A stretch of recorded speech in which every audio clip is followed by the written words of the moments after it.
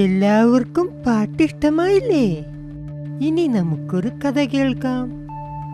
ഒരു കർഷകന്റെയും മകന്റെയും കഥ. പണ്ടൊരു ഗ്രാമത്തിൽ ഒരു കർഷകനും ഭാര്യയും അവരുടെ ഏക മകനും താമസിച്ചിരുന്നു. വളരെ അലസനായിരുന്നു കർഷകന്റെ മകൻ.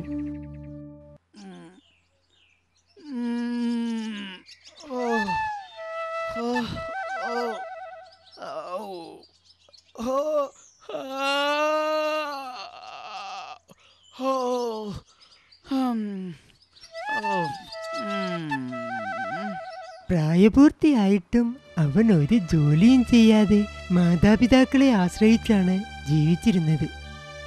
അവന്റെ കാര്യത്തിൽ മാതാപിതാക്കൾ ചില തീരുമാനങ്ങൾ എടുത്തു. എന്നിട്ടത് അവനോട് പറഞ്ഞു, എന്റെ സ്വത്ത് നിന്നെ ഏൽപ്പിക്കണമെങ്കിൽ അത് നീ കാത്തു സൂക്ഷിക്കുമെന്ന് എനിക്ക് കൂടെ തോന്നും. അതിന് ആദ്യം നിനക്കൊരു ജോലി വേണം. ശരി അച്ഛാ, ഞാൻ നാളെ മുതൽ ജോലിക്ക് പോവാം.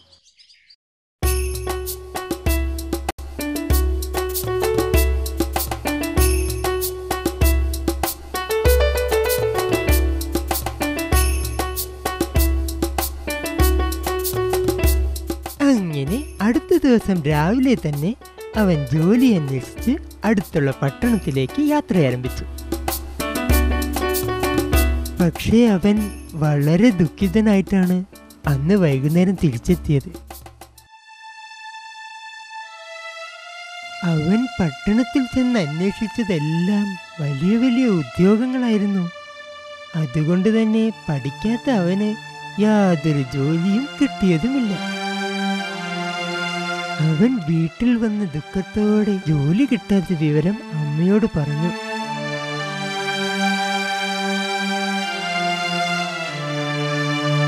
മകന്റെ വിഷമം കണ്ടപ്പോൾ അമ്മയ്ക്ക് അലിവ് തോന്നി.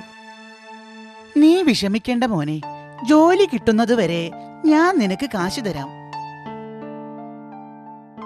ഇത്രയും പറഞ്ഞ് അമ്മ സൂക്ഷിച്ചു വെച്ചിരുന്ന പണപ്പെട്ടിയിൽ നിന്നും അവനൊരു നാണയം നൽകി. അന്ന് വൈകുന്നേരം കർഷകൻ ജോലി കഴിഞ്ഞ് വീട്ടിലേക്ക് വന്നു. വീട്ടിലേക്ക് വന്ന് കയറിയതും കർഷകൻ മകൻ സമ്പാദിച്ച കാശാണ് ചോദിച്ചത്.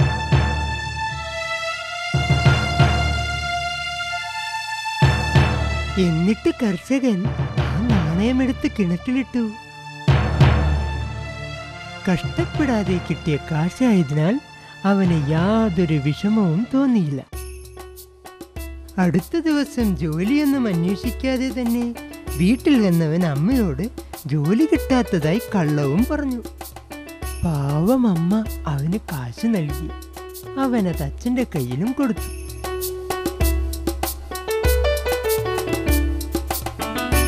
എല്ലാ കാര്യങ്ങളും പതിവ് പോലെ തന്നെ നടന്നു. ദിവസങ്ങൾ ഓരോന്നായി കടന്നുപോയി. അമ്മ മകന് പണം കൊടുത്തുകൊണ്ടേയിരുന്നു. യാതൊരു കൂസലമില്ലാതെ അവനത് അച്ഛനും കൊടുത്തു. ഒടുവിൽ പണപ്പെട്ടി കാലിയാണെന്ന വിവരം അമ്മ മകനോട് പറഞ്ഞു. പണം കിട്ടാതെ വന്നപ്പോൾ അവൻ വീണ്ടും ജോലി തേടി യാത്രയായി.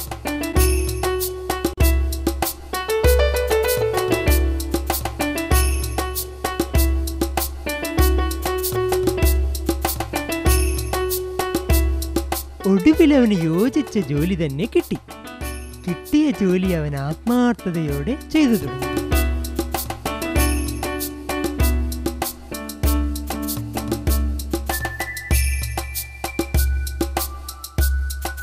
അന്ന് വൈകുന്നേരം അവൻ വന്നത് വളരെ അഭിമാനത്തോടു കൂടിയായിരുന്നു.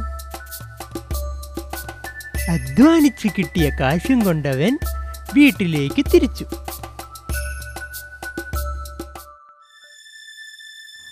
പതിവ് പോലെ അച്ഛൻ ജോലി കഴിഞ്ഞ് വീട്ടിലെത്തിയതും അവന്റെ കയ്യിൽ നിന്ന് കാശ് വാങ്ങിച്ചു. പക്ഷേ അന്നവൻ കാശ് നൽകിയത് അല്പം സങ്കടത്തോടെയായിരുന്നു. അച്ഛൻ പതിവ് പോലെ കാശ് കിണറ്റിലിടുക തന്നെ ചെയ്തു. അവനത് സഹിക്കാൻ കഴിഞ്ഞില്ല. അവൻ ഒരുപാട് ദുഃഖിച്ചു. നിനക്കിപ്പോ മനസ്സിലായി കാണും, ഞാൻ കഷ്ടപ്പെട്ടുണ്ടാക്കിയ പണമെല്ലാം നീ പാഴാക്കിയപ്പോൾ എനിക്കുണ്ടായ വിഷമം. അങ്ങനെ അവൻ ചെയ്ത തെറ്റുകളെല്ലാം അവന് മനസ്സിലായി. പിന്നീട് ഒരിക്കലും അവൻ അലസത കാണിച്ചിട്ടില്ല. അവൻ മാതാപിതാക്കൾ പറഞ്ഞതനുസരിച്ച് സന്തോഷത്തോടെ ജീവിച്ചു.